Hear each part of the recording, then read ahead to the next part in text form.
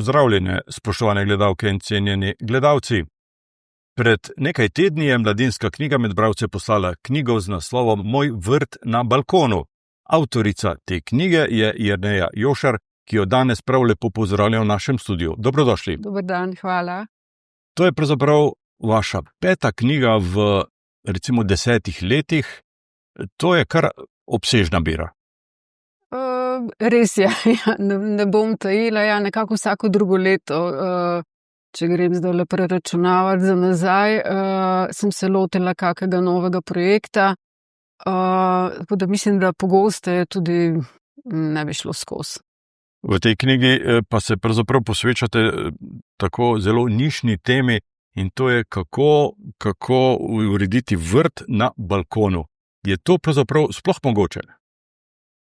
Je mogoče, samo treba res imeti kar nekaj znanja, pa ne na začetku obupati, ravno zaradi tega, ker sem skozi gledala, da so ti balkoni, predvsem po Ljubljani, prazni, večinoma prazni.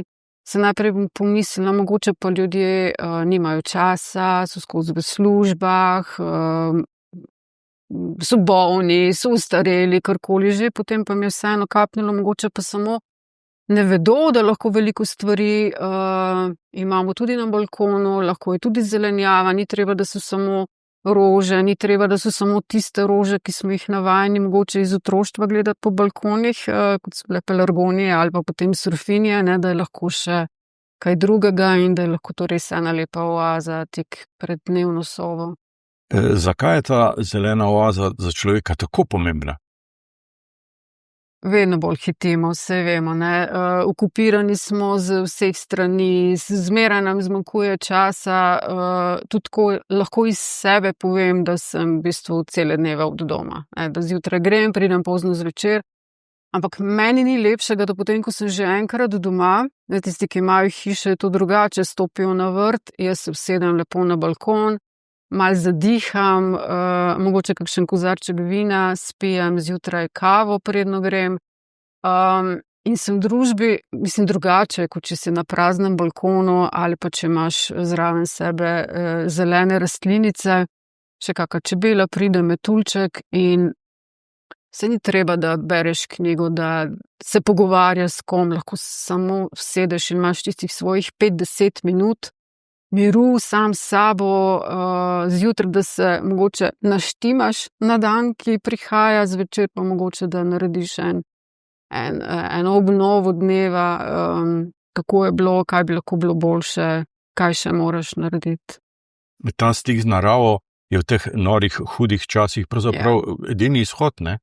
Res je, tudi vedno bolj se govori o tem, tako bom rekla, saj že vemo, da tudi pregovori pravijo, da zemlja potegne vse ven iz človeka, ko ti roke zasadiš not v zemljo, res prideš v stik z to prvinskostjo. Strokovnjaki so tudi dognali, da je ena bakterija v tleh, ki ko pride v stik z kožo, pride skozi kožne celice v telo in dejansko spodbuja nastajanje hormonov sreče. Tako da, če kaj delamo z zemljo, delamo brez rokavic. In nekako nas že sama zelena barva pomirja, že to je dejstvo. In res zgubljamo stik z neko tisto našo osnovo pravzaprav. Vaša knjiga je gotovo veliko tega zaobjela. V njej ste strnili vaše dolgoletno strokovno delo in bi rekel tako opravili zelo sistematično delo. Ne? Ja. Torej, zmeraj gledam, izhajam iz tega, kako se bo bralec znašel v knjigi in ker sem sama pri vseh stvari zelo, zelo sistematična, ker drugače ne bi na vse zadnje zmogla veliko stvari narediti. Sem izhajala tudi iz sebe, kako sem jaz začela ozelenjevati svoje balkone. Že takoj, kot sem kot priseljenka ostala v Ljubljani, sem se seveda selila iz stanovanja v stanovanje in pogoj pri teh iskanjih stanovanj je bil balkon. ne vse drugo, ampak balkon, ok, v redu, lokacija, ampak da ima stanovanje balkon in tako sem začela zasajati rastline na svojem balkonu in nekako za to prakso potem tudi spoznala, kakšen je pravzaprav postopek. Ne? Najprej moraš ti neke osnove balkona obvladati, da potem pa še seveda vedeti, kaj rastline potrebujejo, da lahko prideš do ene take zelene oaze na balkonu. In ko govorijo o knjigi, ne morejo mimo fotografij, zelo skrbno so bile posnete in najbrž tudi skrbno izbrane. Ja, to je, včasih se pohecam pa rečem, da ni bil problem napisati knjigo, ampak da je potem proces res nastajanja, fotografije so nastajale kar nekaj let. Ne. Tukaj moramo vedeti, da čim delaš z naravo, da pride lahko marsikaj, lahko pride že toča na vse zadnje, lahko pride suša, lahko pride kakšna bolezen. In vedno je bilo par loncev takole na stran danih, na večjih lokacijah, da bi prepustila neko tako stvar nekomu drugemu, enostavno nisem mogla spustiti z rok, da bi to bil balkon od nekoga drugega, pa da bi se tam nekaj dogajalo, ker vseeno moram imeti stvari pod kontrolo. Tako da en del teh fotografij izhaja tudi iz prostora ob moji zeleni hiški na Vrtnariji, ki sem naredila nek lažen balkon. Samo zaradi tega, da sem ga imela skozi pri roki, da sem tudi lahko spreminjala stvari, postavitve delala, iskala svetlobo, ker tukaj ni zdaj to, zdaj bom pa mi en dan fotografirali in to bo zdaj to, ne, ali pa en teden. To je res proces, še zimske slike obstajajo, tako da celo leto, par let. Ste živeli s tem projektom? Tako. Prvi korak pri načrtovanju vrta na balkonu pa je, kot pravite v knjigi, načrtovanje. Načrtovanje, tako. In pri tem načrtovanju moramo najprej seveda poiskati lastnosti balkona, ne? Ali katera lega je, kakšna lega je, ali je to sončna, ali je bolj senčna, ali pihajo vetrovi močno. Včasih so balkoni tako narejeni, da ko veter zapiha, da dejansko začutiš sploh v višjih nadstropjih. Potem je tukaj seveda pomembno, zelo pomembno še to, da mogoče zakrijemo kak pogled, ki nam ni všeč, ne, ko se usedemo na balkon. Jaz vedno pravim, predno karkoli začnemo risati, načrtovati, se usedeš na balkonu. Najdeš si prostor, ki ga boš pustil praznega za stolček ali pa dva. Ne, ker želimo seveda živeti na balkonu, preživljati čas na balkonu. Tako da potem za tiste pozicije gledaš, v redu, tam je pa mogoče nekaj ni ravno všeč, ne bi gledala ravno tistih hiš ali pa mogoče kakšen soseden blok preblizu, pa me zdaj moti, da me bodo pa stanovalci gledali, če bom jaz tam, ne vem, v kopalkah sedela ali ne vem, jogo delala, karkoli mi bo to mogoče moteče. Potem pa seveda vse skupaj tudi premeriti, pogledati, okenske police so ponavadi na voljo, kakšen zid je na voljo, ki ga lahko ozelenimo zgolj iz razloga, da skrijemo malo grši zid. Vemo, da na fasado nimamo vpliva, stanovanje si še nekako lahko uredimo, ampak balkon spada kot neko urejevanje fasade. Ne? Zdaj pa, če je to star blok, je lahko včasih tudi malo manj lepo. Kje je možno kakšne police namontirati, kakšna je ograja, a na ograjo lahko kaj damo, lahko kaj še pod ograjo zložimo, zmeraj korita, ki jih navesim na ograjo, obrnem notri, da jih jaz gledam na notranjo stran. Potem pa seveda svinčnik in papir, vse premeriti, vse narisati in tem pride naslednji korak, da si narediš spisek, kaj sploh želiš imeti na balkonu. Je pa najbrž, bi rekel, težava v tem, da večina, zelo veliko ljudi ima zelo majhne balkone. Res je. Kako iz te zagate? Moj prvi balkon ne bom nikoli pozabila, to je bilo meter širok, globok, ne, globina temu rečem, niti meter ni bilo, pa nekje 2 metra, 1,80 m, ne, je bil dolg, jaz sem ga čisto nabutala z vsemi stvarmi, tako da je bilo prostora samo za en udoben stol, če je prišla prijateljica na kavo, smo že morali premikati lonce. Vse se da, ne vem, mogoče tu pri meni en tak en tak pogled na to, da če imaš rastline na balkonu, da mora biti to nabutano, da jih mora biti veliko, ne bom se zadovoljila z enim javorjem ali pa z eno sivko ali pa ne vem, z eno baziliko. Nekako si vseeno hočem poustvariti nek vrt. Neko pestrost. Tako, neko pestrost, nekaj, ki je res kot da bi stopil na vrt.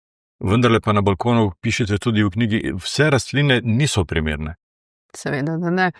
Tukaj se že lahko navežem na lego. Najprej je tole, če imamo ekstremno vročo lego, se pravi, da je to jugozahod celo, tudi tako sem že imela v tem mojem preseljevanju po Ljubljani.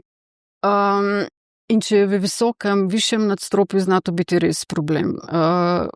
Tudi če človeka ni vsak dan doma, moramo vedeti, da rastline, ko posadimo v lonce, potrebujejo toliko več nega, se pravi dobesedno zalivanja toliko več. Rastlina na vrtu jo posadiš in korenina lepo razraste in išče in hranila in vodo. Tukaj pa je njena rast omejena na tole, kar je mi namenimo, za tisti lonec in tukaj je vsakodnevno zalivanje poleti potrebno. Na takih jugozahodnih legah je že zelo težko. Potem so mogoče še kakšne severne, izrazito senčne lege, ki nimajo prostora, so tudi malo posebne, ampak tam ne pomeni, da ne moreš ničesar, ne moreš toliko vedeti o rastlinah, zato je tukaj lepo opis zelenjadnic in zelišč, da veš za primerno lego zbrati primerne rastline. Potem je pa še velikost rastline, kako se bo razrasla, zdaj na majhen balkon, če dam primerjavo, ne bomo posadili recimo buč, jesenskih buč, ki plezajo ne vem kje, ali pa tudi bučka, ti vzame veliko prostora. Ne bomo recimo gojili zelja, ki rabi 3 mesece, da naredi glavo, pa nam pač 3 mesece jemlje prostor. Bomo pa, če imamo radi ta okus kapusnic, posadili listnati ohrovt, ki ga bomo pa obtrgavali in se rastlina lepo obrašča. V glavnem gre tukaj za take kompromise, sploh ko je balkon majhen, da izbiramo rastline, ki jih zelo pogosto obtrgujemo, da se znova obraščajo, za plodovke, ki dajo celo poletje plodove, take rastline.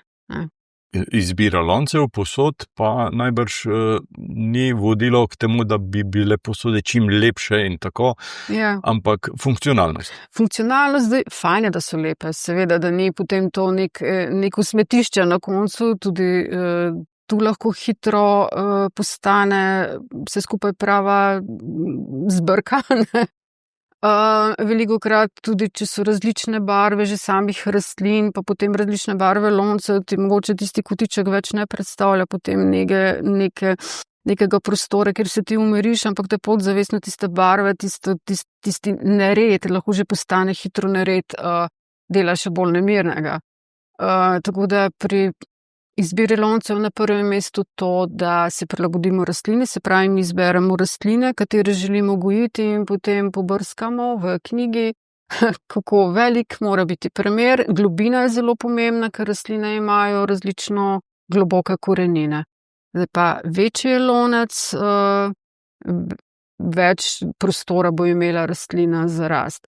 Tukaj moramo tudi paziti, recimo, da ne dajemo rastline, ki so majhne v prevelike lonce, tudi vizualno ni lepo. Da damo eno sivko, recimo, bom sivko izpostavila, ker smo to ljubitelji, Slovenci zelo veliki ljubitelji sivke menda, med ostalim tudi državami po svetu. Da če sivka neka taka rasti na začetku, še majhna sadika, da jo damo že tako na začetku velik lonec, ne bo lepo izgledalo. Vseeno moramo gledati tudi na ta videz. Ali pa obratno, da ni nek javor utesnjen v premajhnem loncu, tudi lepo ne izgleda, pa še pač nima dovolj hranil vode. Pri izboru zemlje imajo kupci kar veliko ponudbe v trgovinah. Čeprav vi sami stavite na kompost, kompost. Ljudje v bloku pa bodo najbolj težko prišli do domačega komposta. Domačega komposta ne, ampak ravno zaradi tega imamo tudi v trgovinah kompost ekološko certificiran, kar pomeni, da so tudi surovine, iz katerih je nastajal kompost, bile pod nekim ekološkim nadzorom, se pravi, ostanke niso bile tako, kot mi mečemo v kontejner.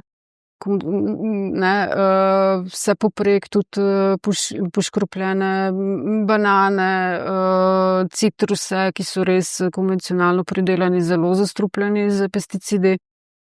Tukaj odbor že gre v to smer, da lahko sam izdelek dobi ekološki certifikat in potem imamo res nekaj zelo čistega. Zdaj pač tudi substrati, ki so namenjeni zelenjadnicam, imamo ločeno substrate za plodovke, imamo substrate, ki so univerzalni, se pravi, je mešanica nekih stvari, ki je primerna za zelene rastline, pa za cvetoče rastline. Potem, če želimo zelišča gojiti, imajo zelo rada malo bolj, kako bi temu rekla, dodamo pesek, in si lahko tudi sami pripravimo nekaj takega, neke določene mešanice. Se spomnim kot majhna, ko sva z mamo sadile pelargonije na okna, smo šli na sosednji travnik, sva šli pobrati krcine.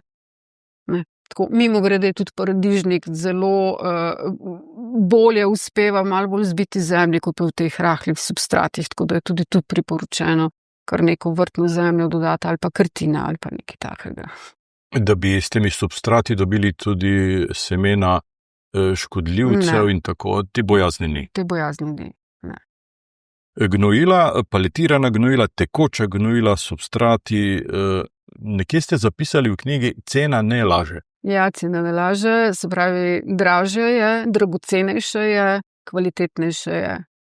Tukaj res, isto kot recimo pri vrtnarjenju, premalo pozornosti, sicer zadnja leta vedno več, polagamo tlem. Se pravi, če so tla zdrava, če so polna mikroorganizmov, bodo tudi rastline zdrave, bodo bolj odporne, bodo močne, bodo dale kvaliteten pridelek in plodove. Isto velja za zemljo, s katero napolnimo lonce. Čisto isto, se pravi, če izberemo dober, kvaliteten substrat, bo potem tudi kasneje manj dela, manj problemov. Manj težav. V vseh knjigah se zavzemate za vrtnarjenje brez prekopavanja, samo z zračenjem, tako? Ja. In sledite načelu, da zemlja nikoli ne sme biti gola. Res. Sedaj na vašem balkonu to načelo težko uveljavite, ne? Ne, sploh ne. Sploh ne. V bistvu tudi na balkonu lahko vsa ta pravila povzamemo. V redu, ne bomo zdaj v teh malih lončkih rahljali tal in delali neke take stvari, ampak recimo, če vzamem za primerjavo kako zelenjavo, recimo, da je paradižnik, ker paradižnik, nek tak češnjev paradižnik je tudi na mojem balkonu zmeraj, da grem pa si utrgam tisti sadež za solato, pač to ne bo dovolj, ampak je pa lahko kot dodatek nečemu.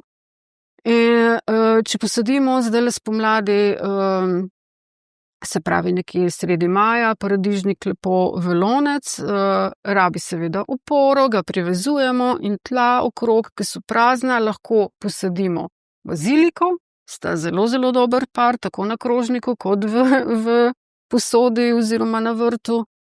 Še kakšen ognjič, eno rožico, da privablja tudi opraševalce na balkon. In so tla že skoraj da pokrita, tisti mal delček je pa kjer kar zeva, pa se lahko še pokrije lahko je to odpadel listje, lahko je slama, seno, pokošena trava, miskant, to je ena trava, trajnica, katera je zelo, zelo dobrodošla kot neka zastirka naravna. Lahko se tudi lažje se rokuje z njo, ker je v takih vrečah. To moramo paziti na balkonu, da izbiramo res stvari, s katerimi lažje rokujemo, da ne vlačimo, nekih žaklov, 80-litrski, nekaj takega. Ta miskant je lepo pakiran, tako da ga normalno uporabimo. Potem pa seveda, ko paradižnik tam nekje septembra zaključi svojo poslanstvo, bi mi na vrtu šli, pa bi to populili, spet prerahljali tla, dodali kompost. Tukaj pa jaz potem odvzamem samo vrhnjo plast zemlje, substrata, se pravi tam nekje začelonec takole globok, nekje 20-15 cm odstranim potem s polnjo plast zrahljam, lahko je to enostavno en nožek, ki jo več ne uporabljamo, ravno toliko, da pride kisik da se zemlja prezrači. In potem dodam ena taka fantastična stvar, je bio-oglje. To ni pepel, da ne bodo poslušalci zamenjali s tem, ali pa oglje, ki ga mi kurimo doma, v kuriščih pobiramo. To bio-oglje je narejeno v posebnih kuriščih na določeni temperaturi in se ga da kupiti v trgovinah. Kaj je tako fantastičnega pri njemu, je to, da je dopolnjen še z mikroorganizmi. In če mi to bio-oglje vmešamo v tla, dejansko uživimo tla z mikroorganizmi. Tako da ta prst, ki je ostala, ta substrat, ki je ostal v loncu, uživimo. In ga naredimo spet rodovitnega. Potem pa vrhnji sloj samo še dodam mešanico komposta in novega substrata in septembra tja posejem ali motovilec ali posadim zimsko solato, še kakšen redič bi se dalo posejati, tako da je zmeraj na balkonu nekaj v teh loncih in tudi na to moramo paziti, ko delamo načrt, da že vemo, kaj bo prišlo potem naknadno v ta lonec, da ne bo nikoli prazen. Tudi pri okrasnih rastlinah navsezadnje, potem zdaj, če imamo pelargonije, pa surfinije, tudi cvetje imamo radi, seveda na balkonu, tudi jaz ga imam. Bo to potem tam nekje, sicer zdaj je tako, jeseni so zelo, zelo dolge in lansko leto vem, da smo še tam decembra videli pelargonije po balkonih, pri nas v Ljubljani.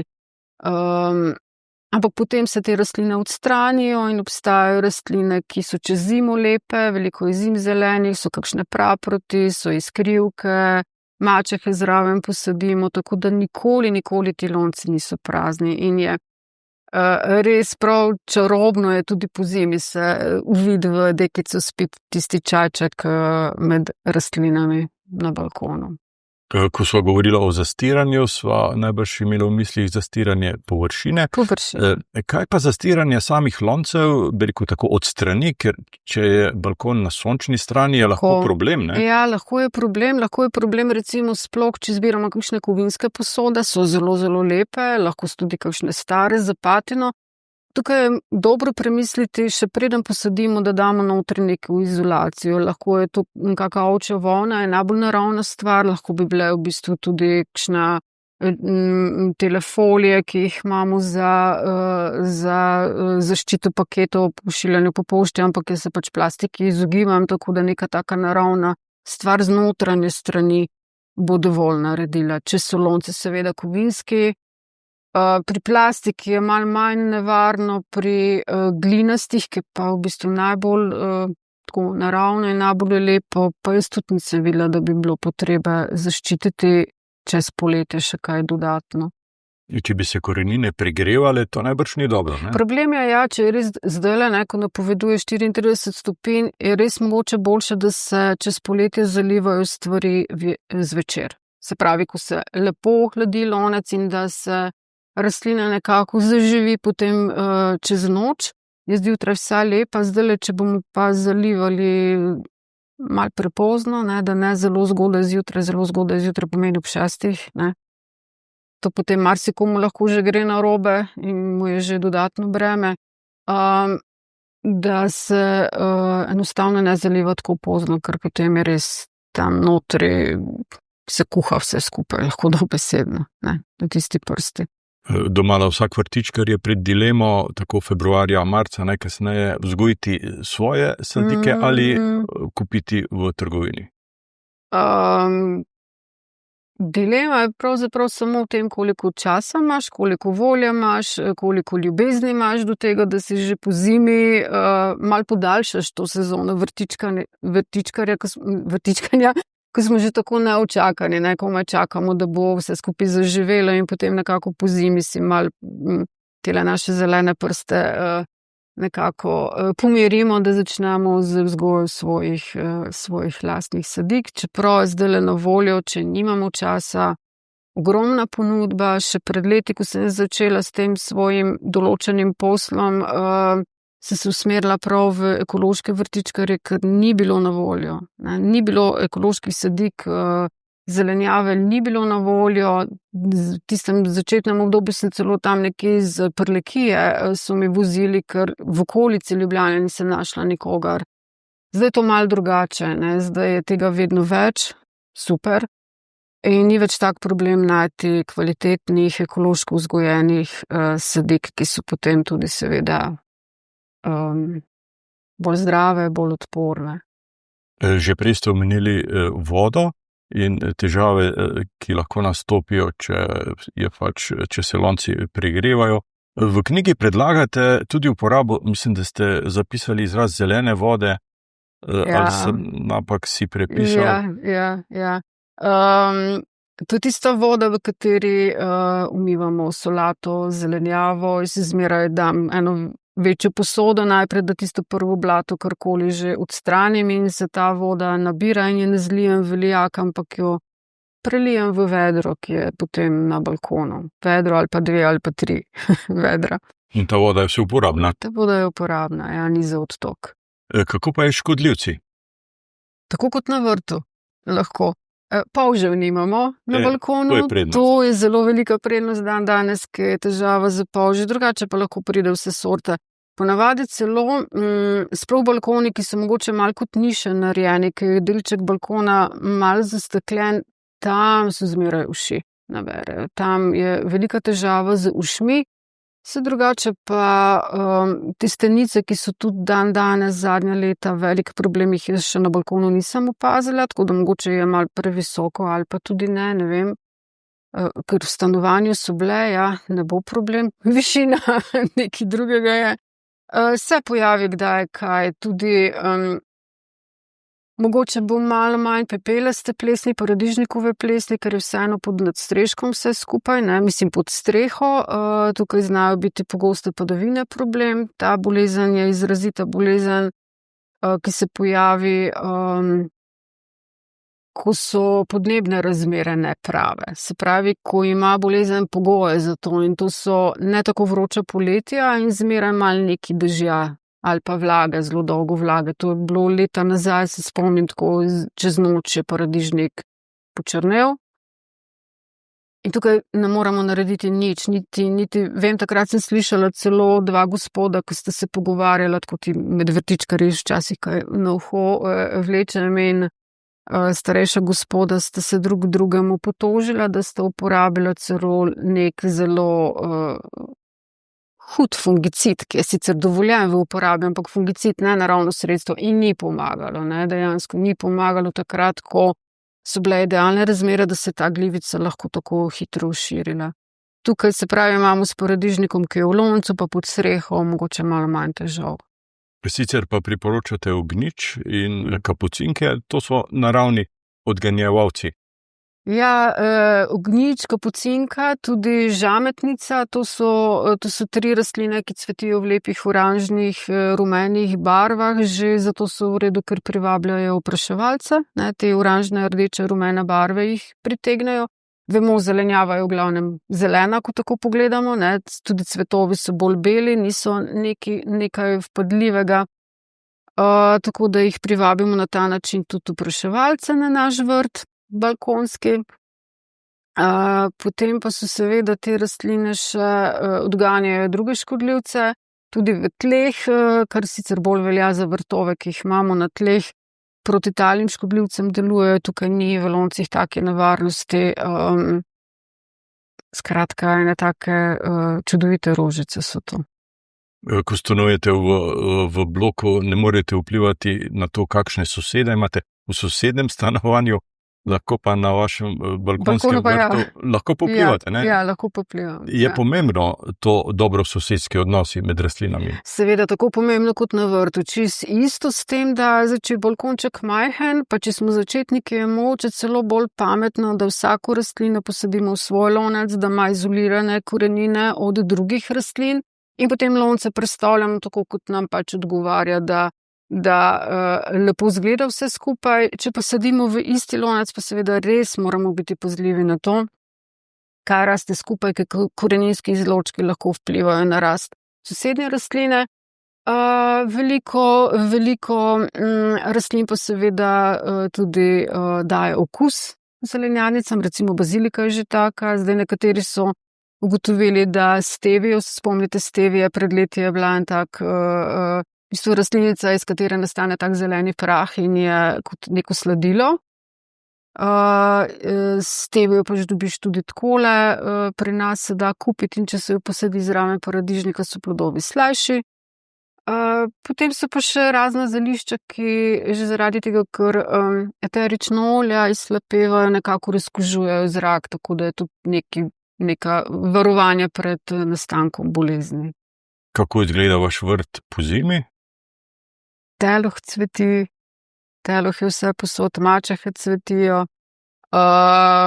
Listnati ohrovt je v loncu, ker ubiram lahko, obtrgujem lahko liste. Blitva še dokaj dolgo, zadnja leta počaka, blitva je 2-letnica, se pravi, tista, ki je zimo preživela, pa ko sem jo lahko še obtrgovala, je pognala v cvet, ampak zdaj raste že nova. V drugem loncu, tam, kjer bo pa blitva šla ven, bo pa nekaj drugega raslo, tako da zmeraj stvari krožijo.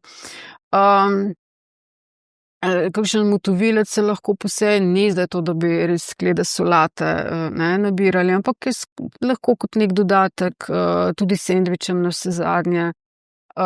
Potem tale azijska listna zelenjava, to je ena mešanica rastlin, ki spadajo v družino kapusnic. So zelo, zelo, zelo zdrave. Kapusnice vemo, da imajo veliko teh raznih snovi v sebi, ki vplivajo tudi proti raku, lahko antioksidanti so in tako naprej.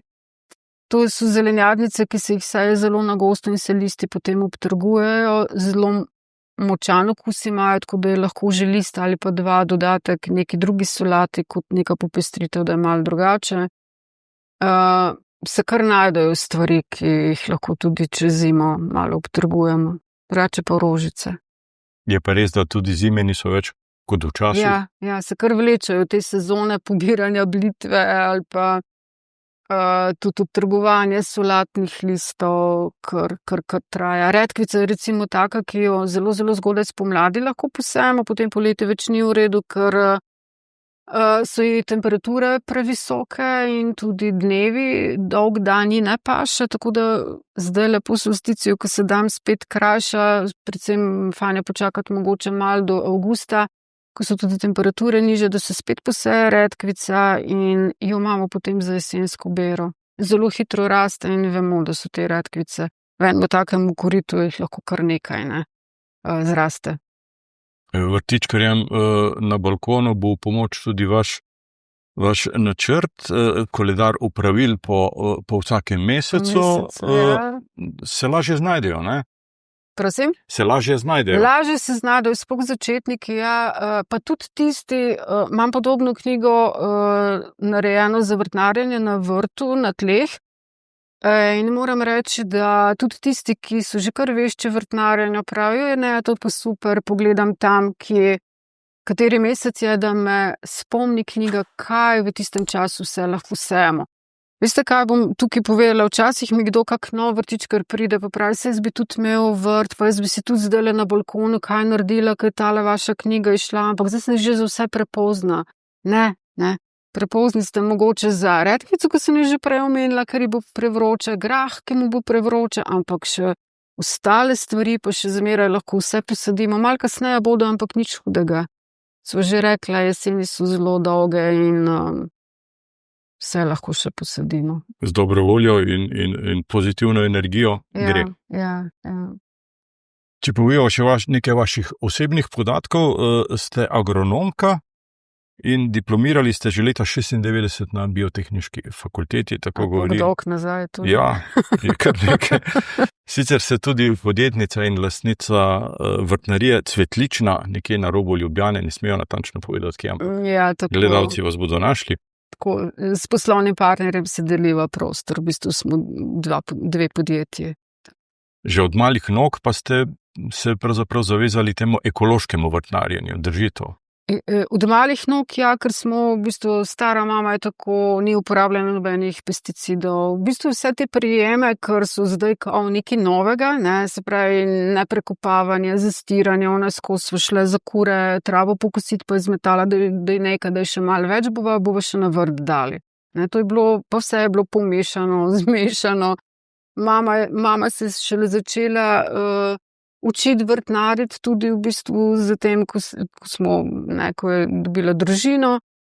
In je tudi delala na ta način, je že takrat rekla, jaz pa tega ne bom zastrupljala. To so bila potem 70, 80, ko je pa kar naenkrat začelo zelo na veliko prodajati razna umetna gnojila, zaščitna sredstva in ljudje so to zelo, zelo kupovali v veri, da bo večji pridelek, več, nekako se mi zdi, ne vem, posledica tistega pomanjkanja prej, karkoli. Ali pa nevednosti, kako pravzaprav je to zelo, zelo škodljivo za naše organizme. Tako da potem sem na fakulteti v bistvu še poslušala, sem tiste, se ste povedali, letnico, ko je bil program še čisto drugačen, zdaj so že programi na fakulteti res posodobljeni, ampak jaz vem, da zavedno, ko sem prišla iz kabineta profesorja, ki mi je pisal oceno, to je bilo fitofarmacija predmet, ker smo se učili o farmacevtskih izdelkih, kemičnih izdelkih, pesticidih. Da je tole zbrisano in da se jaz ne grem ničesar drugega kot pač ekološko. In to je bilo v tistem času zelo tako. Vem, da ko sem jaz zaključevala študij, da so se šele ekološke kmetje začeli združevati, da je tale znamka Biodar nastajala pod vplivom oziroma pod vodstvom organizacijo Ane Marije Slabetove kot Inštituta za trajnostni razvoj in bila sem zraven. Takrat je bilo kmetov zelo, zelo malo še samo z ekološkimi certifikati, ampak potem je to raslo.